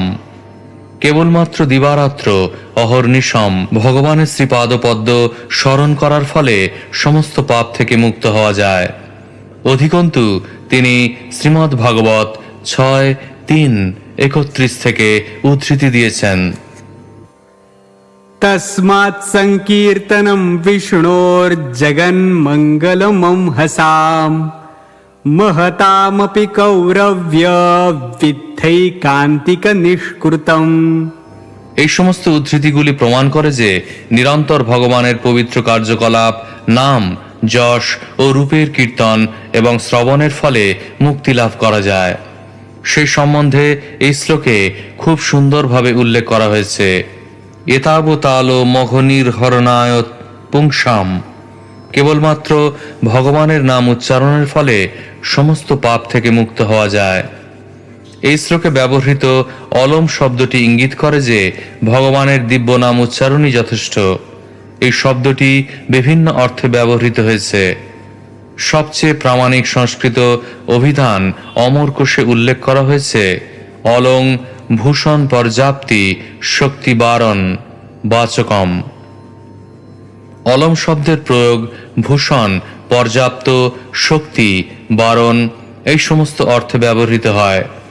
এখানে অলম শব্দটি ইঙ্গিত করে যে অন্য কোনো পন্থার আর কোনো প্রয়োজন নেই, কারণ ভগবানের পবিত্র নাম কীর্তনই যথেষ্ট।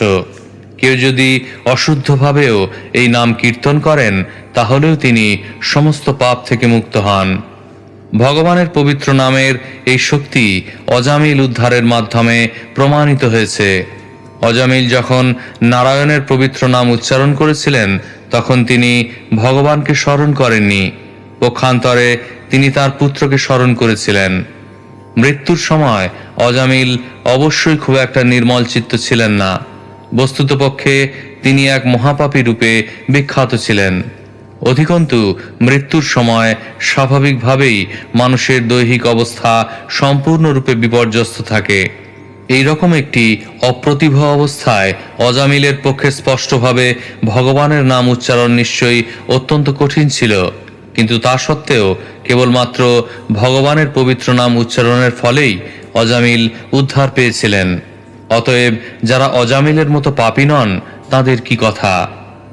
তা থেকে স্থির করা যায় যে দৃঢ়ব্রত সহকারে ভগবানের পবিত্র নাম হরে কৃষ্ণ কৃষ্ণ কৃষ্ণ হরে হরে, হরে রাম রাম রাম হরে হরে কীর্তন করা উচিত, কারণ তার ফলে ভগবান শ্রীকৃষ্ণের কৃপায় মায়ার বন্ধন থেকে নিশ্চিতভাবে উদ্ধার লাভ করা যায়। অপরাধীদের জন্য হরে কৃষ্ণ মহামন্ত্র কীর্তন করার নির্দেশ দেওয়া হয়েছে, কারণ তারা যদি কীর্তন করে তাহলে তারা ধীরে ধীরে অপরাধ শূন্য হয়ে নাম কীর্তন করতে পারবে। নিরপরাধে হরে কৃষ্ণ মন্ত্র কীর্তন করার ফলে কৃষ্ণ প্রেম বর্ধিত হয়। শ্রী চৈতন্য মহাপ্রভু বলেছেন, প্রেমা পুমর্থ মহান।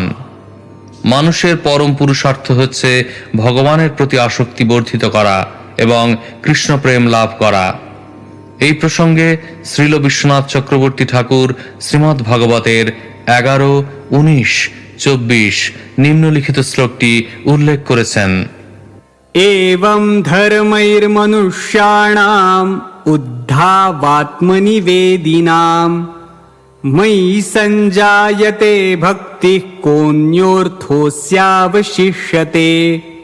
হে উদ্ভব, মানুষের পরম ধর্ম হচ্ছে তাই যার দ্বারা আমার প্রতি তার হৃদয়ের সুপ্ত প্রেম জাগরিত করা যায়। এই শ্লোকের টিকায় শ্রীল বিশ্বনাথ চক্রবর্তী ঠাকুর ভক্তি শব্দটির ব্যাখ্যা করে বলেছেন, প্রেমই ভক্ত কো অন্য অর্থ অশ্ব। ভক্তির উপস্থিতিতে মুক্তির কি প্রয়োজন? শ্রীল বিশ্বনাথ চক্রবর্তী ঠাকুর পদ্মপুরাণ থেকে এই শ্লোকটি উল্লেখ করছেন। नामापराधयुक्तानां नामान्येव हरन्त्यधम् अविश्रान्तिप्रयुक्तानि तान्येवार्थकराणि च। কেউ যদি প্রথমে অপরাধযুক্ত হয়েও হরে কৃষ্ণ মহামন্ত্র কীর্তন করেন তাহলে তিনি বারবার সেই নাম কীর্তন করার ফলে সেই অপরাধ থেকে মুক্ত হবেন। পাপক্ষয়শ্চ ভবতি স্মরতাং তম অহর্নিশম। কেউ যদি শ্রী চৈতন্য মহাপ্রভুর নির্দেশ অনুসারে দিনরাত ভগবানের নাম কীর্তন করেন তাহলে তিনি সমস্ত পাপ থেকে মুক্ত হবেন। শ্রী চৈতন্য মহাপ্রভুই নিম্নলিখিত শ্লোকটির উদ্ধৃতি দিয়েছেন। हरेर्नाम हरेर्नाम हरेर्नामैव केवलम् कलौ नास्तेव नास्त्येव नास्तेव गतिरन्यथा। কলহ এবং কপটতার এই কলিযুগে উদ্ধার লাভের একমাত্র উপায় হচ্ছে ভগবানের দিব্য নাম, পবিত্র নাম কীর্তন। এছাড়া আর কোনো গতি নেই, আর কোনো গতি নেই, আর কোনো গতি নেই। কৃষ্ণ ভাবনামৃত আন্দোলনের সদস্যরা যদি শ্রী চৈতন্য মহাপ্রভুর এই নির্দেশ নিষ্ঠা সহকারে পালন করেন তাহলে তারা সর্বদা সুরক্ষিত থাকবেন। শ্লোক 25। प्रायेण वेद तदिदं न महाजनोऽयं दिव्या विमोहितमतिर्बत माययालम् त्रय्यां जडीकृतमतिर्मधुपुष्पितायां वैतानिके महति कर्मणि युज्यमानः। অনুবাদ: ভগবানের মায়ায় বিমোহিত হয়ে যাজ্ঞবল্ক্য, জৈমিনী প্রমুখ ধর্মশাস্ত্র প্রণেতাগণ দ্বাদশ মহাজন বর্ণিত ভগবত ধর্মের রহস্য অবগত হতে পারেননি।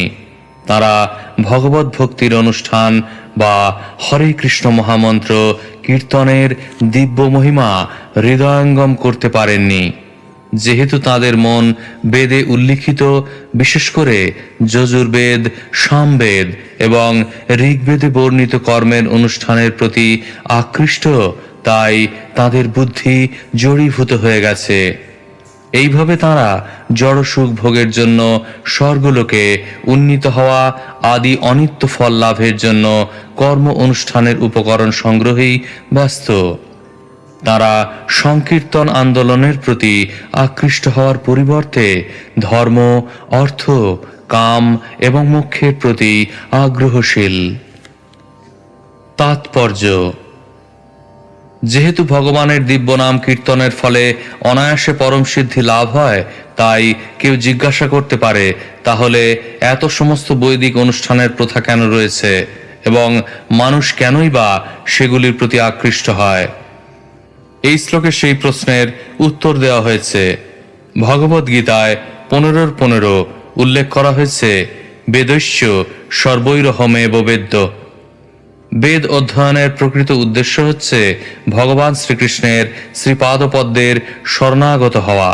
দুর্ভাগ্যবশত নির্বোধ মানুষেরা বৈদিক যাগযজ্ঞের আড়ম্বরে মোহিত হয়ে আড়ম্বরপূর্ণ যাগযজ্ঞ অনুষ্ঠান দর্শন করতে চায়। তারা চায় এই ধরনের অনুষ্ঠানে বৈদিক মন্ত্র উচ্চারণ হোক এবং প্রচুর পরিমাণে অর্থ ব্যয় হোক। কখনো কখনো এই সমস্ত নির্বোধ মানুষদের প্রসন্নতা বিধানের জন্য আমাদের বৈদিক অনুষ্ঠানের আয়োজন করতে হয়। সম্প্রতি যখন আমরা বৃন্দাবনে বিশাল কৃষ্ণ বলরাম মন্দিরের উদ্বোধন করি, তখন আমাদের স্মার্ত ব্রাহ্মণদের দিয়ে বৈদিক ক্রিয়াকলাপের অনুষ্ঠান করতে হয়েছিল। কারণ বৃন্দাবনের অধিবাসীরা, বিশেষ করে স্মার্ত ব্রাহ্মণেরা, ইউরোপিয়ান এবং আমেরিকানদের প্রকৃত ব্রাহ্মণ বলে স্বীকার করতে চায়নি। তাই ব্যয়বহুল যজ্ঞ অনুষ্ঠানের জন্য আমাদের ব্রাহ্মণদের নিযুক্ত করতে হয়েছিল। এই সমস্ত যজ্ঞ অনুষ্ঠান সত্ত্বেও আমাদের সংস্থার সদস্যরা মৃদঙ্গ বাজিয়ে উচ্চস্বরে সংকীর্তন করেছিল এবং আমি মনে করি যে এই সংকীর্তন বৈদিক ক্রিয়াকলাপের অনুষ্ঠান থেকে অনেক বেশি গুরুত্বপূর্ণ। বৈদিক যজ্ঞ অনুষ্ঠান এবং সংকীর্তন দুটিই একসাথে চলেছিল। সেই সমস্ত কর্মকাণ্ডীয় অনুষ্ঠানগুলি অনুষ্ঠিত হচ্ছিল যারা স্বর্গলোকে উন্নীত হওয়ার জন্য বৈদিক ক্রিয়াকলাপের প্রতি আগ্রহী, তাদের জন্য। জড়ীকৃত মতির মধু পুষ্পিতায়াম।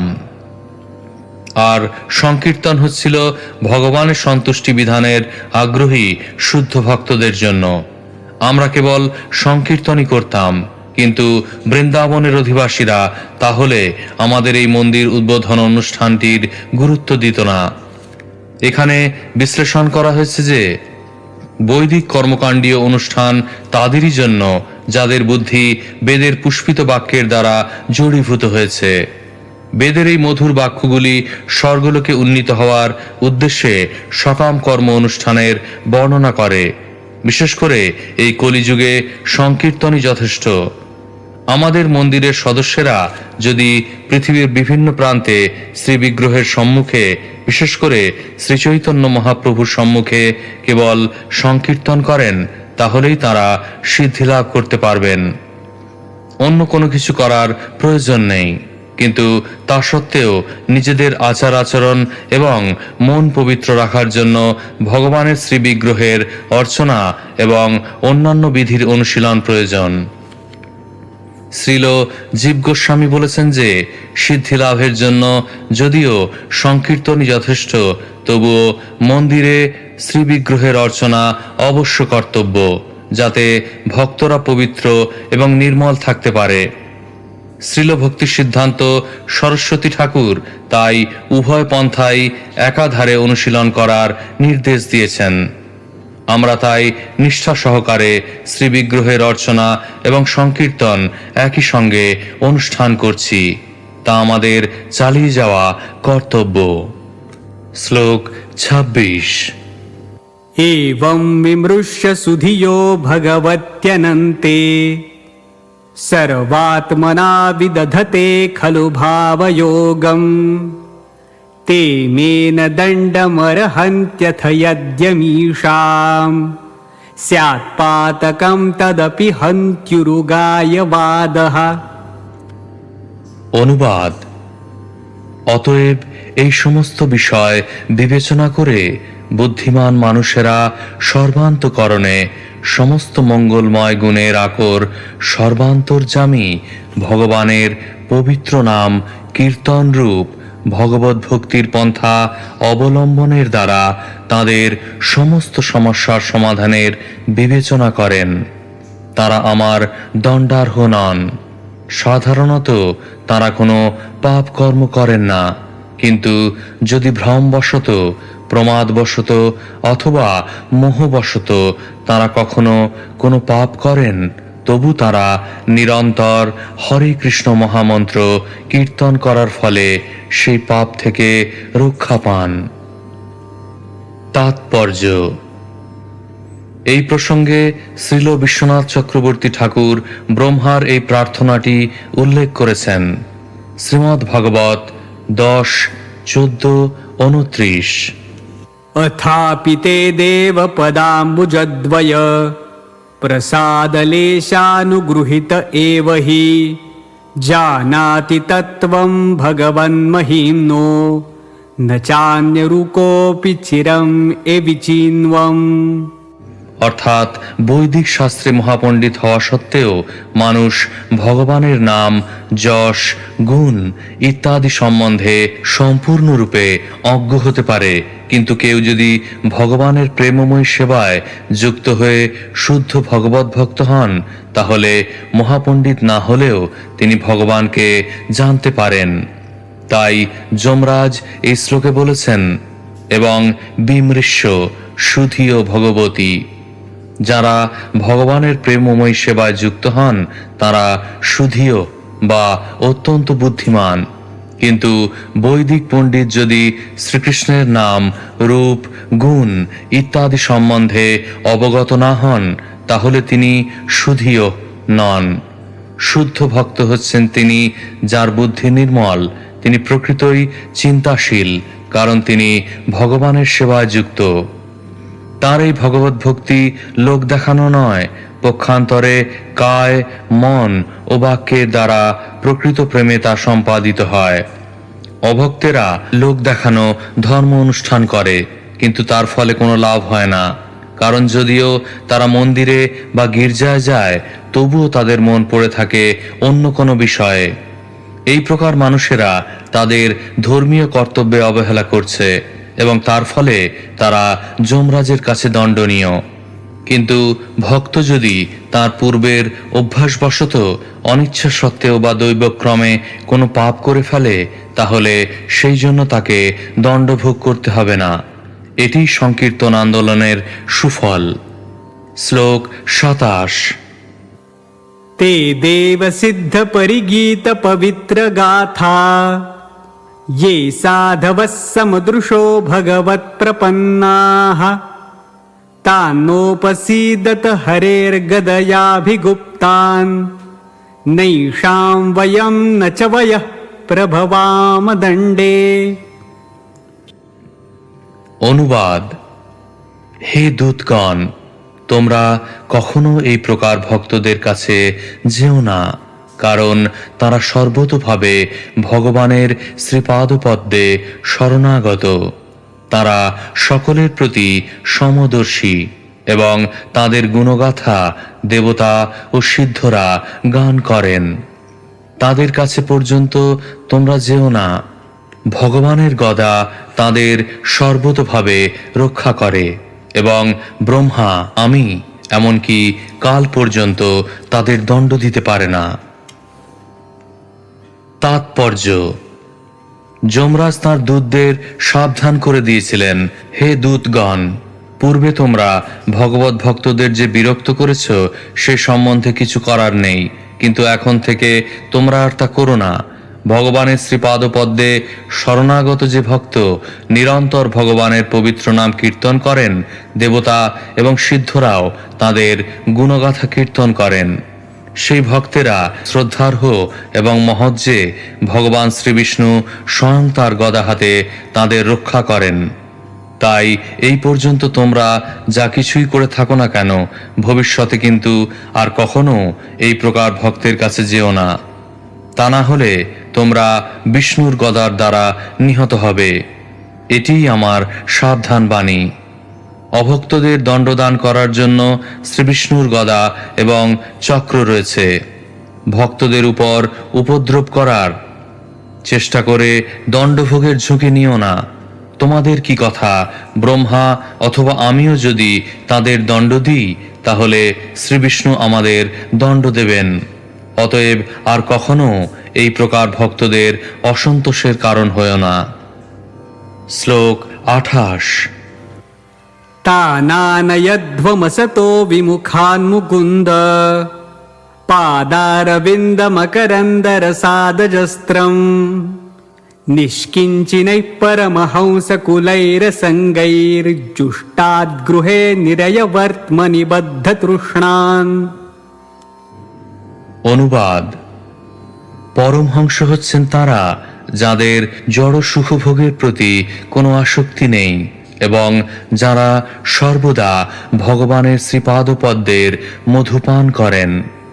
হে দূতগণ, যারা সেই পরমহংসদের সঙ্গ করে না, যাদের সেই মধুপানে কোনো রকম স্পৃহা নেই এবং যারা নরকের দ্বার স্বরূপ গৃহস্থ জীবন এবং জড় সুখভোগের প্রতি আসক্ত, তাদেরই আমার কাছে দণ্ডদানের জন্য আনয়ন করো। তাৎপর্য: ভক্তদের কাছে না যাওয়ার উপদেশ দিয়ে যমরাজ এখানে যমদূতদের বলছেন তার কাছে তারা কাদের নিয়ে আসবে। তিনি যমদূতদের বিশেষভাবে উপদেশ দিয়েছেন কেবলমাত্র মৈথুন সুখভোগের জন্যই যারা গৃহস্থ জীবনের প্রতি আসক্ত, সেই সমস্ত বিষয়াসক্ত ব্যক্তিদেরই যেন তার কাছে নিয়ে আসা হয়। শ্রীমদ্ ভাগবতে উল্লেখ করা হয়েছে, জন্মৈথুনাদি গৃহ মেধি সুখং হি তুচ্ছম। যারা কেবল মৈথুন সুখের জন্য গৃহস্থ আশ্রমের প্রতি আসক্ত, তারা সর্বদা তাদের বৈষয়িক কার্যকলাপের ফলে নানাভাবে হয়রান হয় এবং তাদের একমাত্র সুখ হচ্ছে সারাদিন কঠোর পরিশ্রম করার পর রাত্রে মৈথুনে লিপ্ত হওয়া এবং নিদ্রামগ্ন হওয়া। নিদ্রয়া হ্রিয়তে নক্তং ব্যবায়েন চ বাবয়।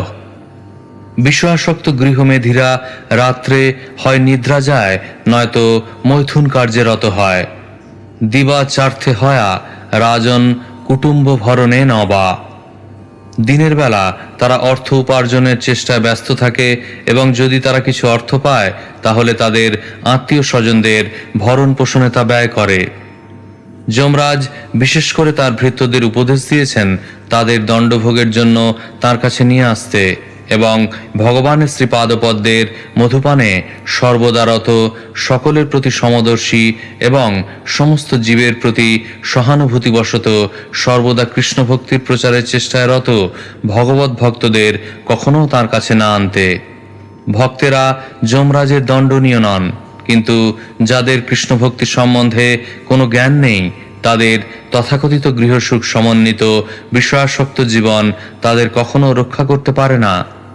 শ্রীমদ্ ভাগবতে 2:1-4 বলা হয়েছে, देहापत्यकलत्रादीष्वात्मसैन्येष्वसत्स्वपि तेषां प्रमत्तो निधनं पश्यन्नपि न पश्यति।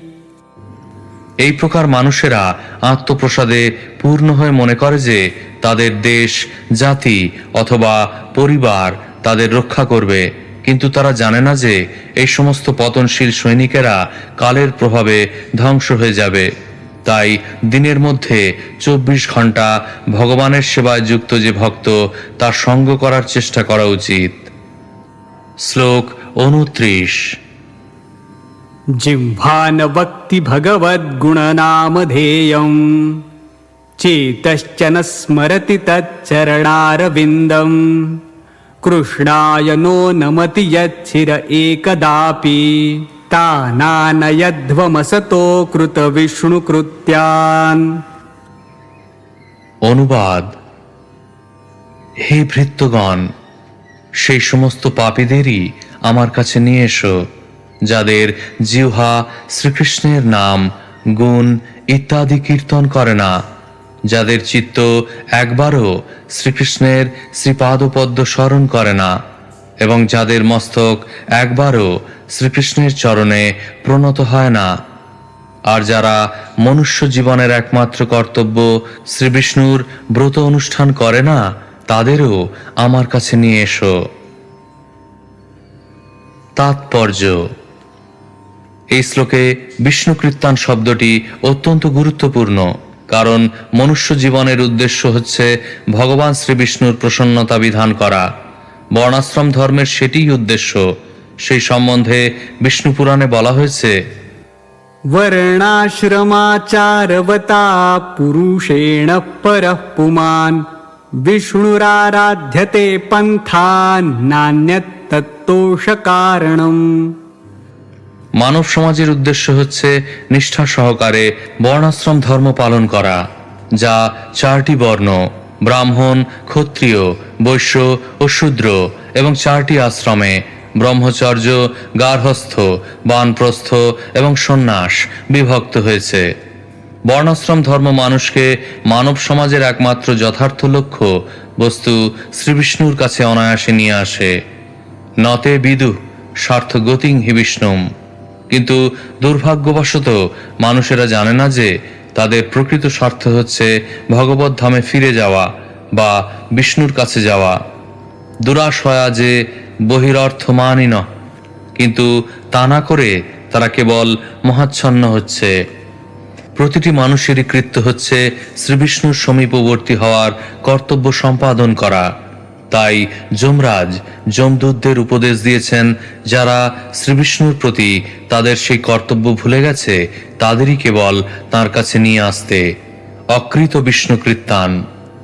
যারা শ্রীবিষ্ণুর, শ্রীকৃষ্ণের পবিত্র নাম কীর্তন করে না, যারা শ্রীবিষ্ণুর শ্রীবিগ্রহের সম্মুখে প্রণত হয় না এবং যারা শ্রীবিষ্ণুর শ্রীপাদপদ্ম স্মরণ করে না, তারাই যমরাজের দ্বারা দণ্ডনীয়। সংক্ষেপে বলা যায় যে সমস্ত বিষ্ণুবিমুখ অবৈষ্ণবেরাই যমরাজের দণ্ডনীয়। শ্লোক 30।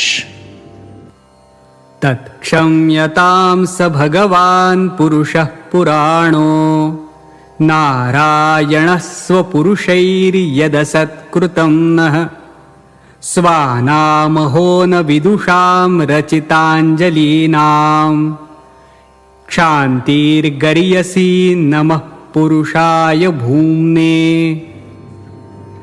অনুবাদ: তারপর যমরাজ নিজেকে এবং তার ভৃত্যদের অপরাধী বলে মনে করে ভগবানের কাছে ক্ষমা ভিক্ষা করে বললেন, হে ভগবান, অজামিলের মতো একজন বৈষ্ণবকে গ্রেপ্তার করে আমার ভৃত্যরা অবশ্যই এক মহা অপরাধ করেছে।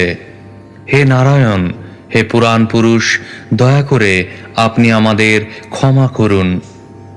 অজ্ঞানতাবশত আমরা অজামিলকে আপনার ভৃত্য বলে চিনতে পারিনি এবং তার ফলে আমরা অবশ্যই এক মহা অপরাধ করেছি। তাই কৃতাঞ্জলি পুটে আমরা আপনার ক্ষমা ভিক্ষা করছি। হে ভগবান, যেহেতু আপনি পরম দয়ালু এবং সমস্ত সদ্গুণ সমন্বিত, তাই দয়া করে আপনি আমাদের ক্ষমা করুন। আমরা আপনার প্রতি আমাদের সশ্রদ্ধ প্রণতি নিবেদন করি। তাৎপর্য: যমরাজ তাঁর ভৃত্যদের অপরাধের দায়িত্ব স্বয়ং গ্রহণ করেছেন। কোনো প্রতিষ্ঠানের সেবক যদি কোনো ভুল করে, তাহলে সেই প্রতিষ্ঠানটিকে তার দায়িত্ব গ্রহণ করতে হয়। যদিও যমরাজ অপরাধের অতীত, তবুও তার অনুমতিক্রমে তার সেবকেরা অজামিলকে গ্রেপ্তার করতে গিয়েছিল, যার ফলে এক মহা অপরাধ হয়েছিল। ন্যায়শাস্ত্রে প্রতিপন্ন হয়েছে ভৃত্যাপরাধে স্বামীনদণ্ড। ভৃত্য যদি কোনো ভুল করে তাহলে তার স্বামীকে সেই জন্য দণ্ডভোগ করতে হয়, কারণ তার সেই অপরাধের জন্য তিনিই দায়ী। যমরাজ সেই নীতি অনুসারে নিজেকে অপরাধী বলে মনে করে তার ভৃত্যগণ সহ কৃতাঞ্জলি পুটে ভগবান শ্রী নারায়ণের কাছে ক্ষমা ভিক্ষা করেছিলেন।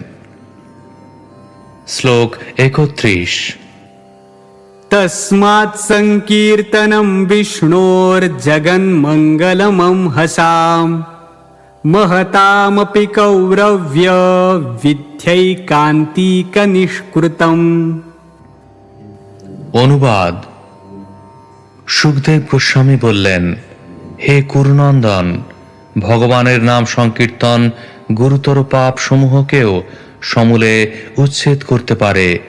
তাই সেই নাম সংকীর্তনই সমগ্র জগতের মঙ্গল স্বরূপ। তা অবগত হওয়ার চেষ্টা করুন, যাতে অন্যেরাও নিষ্ঠা সহকারে সেই পন্থা অবলম্বন করে।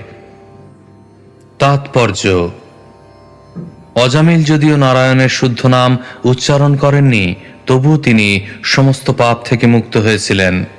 ভগবানের পবিত্র নাম কীর্তন এতই মঙ্গলজনক যে তা মানুষকে সমস্ত পাপ থেকে মুক্ত করতে পারে। তা বলে কিন্তু মনে করা উচিত নয় যে কেউ যদি পাপ করতে থাকে এবং সেই সঙ্গে হরে কৃষ্ণ মন্ত্র কীর্তন করতে থাকে তাহলে সে তার পাপ থেকে নিষ্কৃতি লাভ করবে। পক্ষান্তরে সব রকম পাপ থেকে মুক্ত হওয়ার ব্যাপারে অত্যন্ত সচেতন থাকা উচিত এবং নাম বলে পাপাচরণ করা উচিত নয়, কারণ এটি একটি নামাপরাধ। দৈবাৎ যদি ভক্ত কোনো পাপ করে ফেলে তাহলে ভগবান তাকে ক্ষমা করবেন, কিন্তু জেনে শুনে পাপ করা উচিত নয়। শ্লোক 32। शृण्वतां गृणतां वीर्याण्युद्दामानि हरेर्मुहुः यथा सुजातया भक्त्या शुद्धेनात्मा व्रतादिभिः। অনুবাদ। নিরন্তর ভগবানের পবিত্র নাম এবং তার কার্যকলাপ শ্রবণ ও কীর্তন করার ফলে অনায়াসেই শুদ্ধ ভক্তির উদয় হয়, যা হৃদয়ের সমস্ত কলুষ বিধৌত করে। তা যেভাবে অন্তঃকরণকে বিশুদ্ধ করে, ব্রত আদি বৈদিক কর্মকাণ্ডের অনুষ্ঠান তা পারে না। তাৎপর্য: ভগবানের পবিত্র নাম অতি সহজে শ্রবণ ও কীর্তনের অনুশীলন করা যায় এবং তার ফলে চিন্ময় আনন্দে মগ্ন হওয়া যায়। পদ্মপুরাণে উল্লেখ করা হয়েছে, नामापराधयुक्तानां नामान्येव हरन्त्यघम् अविश्रान्तिप्रयुक्तानि तान्येवार्थकराणि च। নিরন্তর নাম করার ফলে নাম অপরাধ থেকে মুক্ত হওয়া যায়। এইভাবে যারা নাম করেন তারা সর্বদাই বিশুদ্ধ চিন্ময় স্তরে থাকবেন এবং কোনো রকম পাপ তাদের কখনো স্পর্শ করতে পারবে না।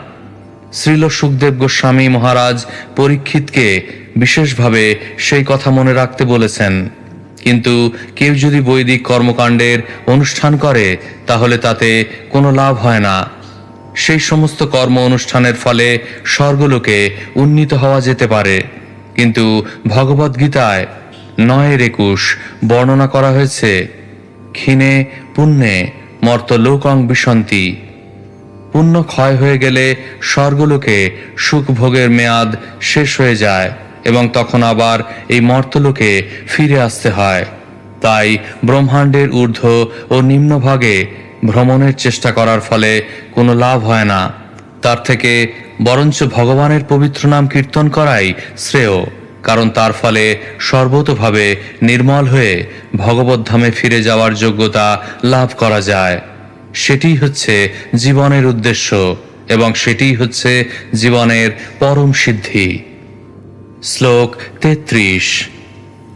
कृष्णाङ्घ्रिपद्ममधुलीनन पुनर्विसृष्ट मायागुणेषु रमते वृजिनावहेषु अन्यस्तु कामहत आत्मरजः प्रमार्ष्टुं हेत कर्म यत एव रजः पुनः स्यात्।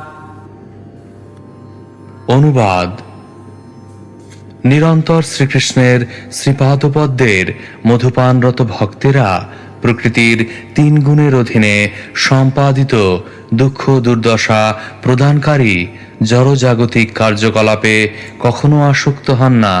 তারা কখনো শ্রীকৃষ্ণের শ্রীপাদপদ্ম ত্যাগ করে জড়জাগতিক কার্যকলাপে রত হন না। কিন্তু যারা বৈদিক কর্মকাণ্ড অনুষ্ঠানের প্রতি আসক্ত, তারা ভগবানের শ্রীপাদপদ্মের সেবায় অবহেলা করার ফলে কামবাসনার দ্বারা মোহিত হয়ে কখনো কখনো প্রায়শ্চিত্ত করে, কিন্তু তা সত্ত্বেও তাদের হৃদয় পূর্ণরূপে শুদ্ধ না হওয়ার ফলে তারা পুনরায় সেই পাপ কর্মে লিপ্ত হয়। তাৎপর্য: ভক্তের কর্তব্য হরে কৃষ্ণ মন্ত্র কীর্তন করা। তিনি কখনো অপরাধযুক্ত হয়ে আবার কখনো অপরাধ মুক্ত হয়ে নাম করতে পারেন, কিন্তু ঐকান্তিকভাবে এই পন্থা অবলম্বন করার ফলে তিনি সিদ্ধি লাভ করবেন, যা বৈদিক প্রায়শ্চিত্ত অনুষ্ঠানের ফলে লাভ হয় না। যারা বৈদিক কর্ম অনুষ্ঠানের প্রতি আসক্ত কিন্তু ভগবত ভক্তিতে বিশ্বাস করে না, যারা প্রায়শ্চিত্তের বিধান দেয় কিন্তু ভগবানের পবিত্র নাম কীর্তনে অনুরক্ত নয়, তারা কখনো সর্বোচ্চ সিদ্ধি লাভ করতে পারে না। ভক্তেরা তাই জড় সুখভোগের প্রতি সম্পূর্ণ অনাসক্ত হওয়ার ফলে কখনো বৈদিক কর্মকাণ্ডের অনুষ্ঠানের জন্য কৃষ্ণ ভক্তি পরিত্যাগ করেন না। যারা কামে মোহিত হওয়ার ফলে বৈদিক কর্মকাণ্ডের প্রতি আসক্ত, তাদের বারবার জড়জাগতিক দুঃখ দুর্দশা ভোগ করতে হয়। মহারাজ পরীক্ষিত তাদের সেই কার্যকলাপকে কুঞ্জর শৌচ বা হস্তি স্নানের সঙ্গে তুলনা করেছেন। শ্লোক 34। इत्थं स्वभर्तृगदितं भगवन्महित्वं संस्मृत्य विस्मितधियो यमकिङ्करास्ते नैवाच्युताश्रयजनं प्रतिशङ्कमाना द्रष्टुं च बिभ्यति ततः प्रभृति स्म राजन्। অনুবাদ: যমদূতেরা তাদের প্রভুর মুখে ভগবানের এবং তার নাম, যশ ও গুণাবলীর মহিমা শ্রবণ করে অত্যন্ত বিস্মিত হয়েছিল। তখন থেকে তারা ভগবত ভক্তদের দর্শন করা মাত্রই তাদের প্রতি পুনরায় দৃষ্টিপাত পর্যন্ত করতেও ভয় করে। তাৎপর্য: সেই ঘটনা থেকে যমদূতেরা ভগবত ভক্তদের কাছে যাওয়ার ভয়ঙ্কর আচরণ পরিত্যাগ করেছে। যমদূতদের কাছে ভগবত ভক্ত অত্যন্ত ভয়ঙ্কর। শ্লোক 35। इतिहासमिमं गुह्यं भगवान् कुम्भसम्भवः कथयामास मलय आसिनो हरिमर्चयन्। অনুবাদ: কুম্ভ উদ্ভূত মহর্ষি অগস্ত্য যখন মলয় পর্বতে অবস্থান করে ভগবানের আরাধনায় রত ছিলেন, তখন তিনি আমাকে এই অত্যন্ত গোপনীয় ইতিহাস বলেছিলেন। ইতি শ্রীমদ্ ভাগবতের 6ষ্ঠ স্কন্ধের যমদূতদের প্রতি যমরাজের উপদেশ নামক 3য় অধ্যায়ের ভক্তি বেদান্ত তাৎপর্য।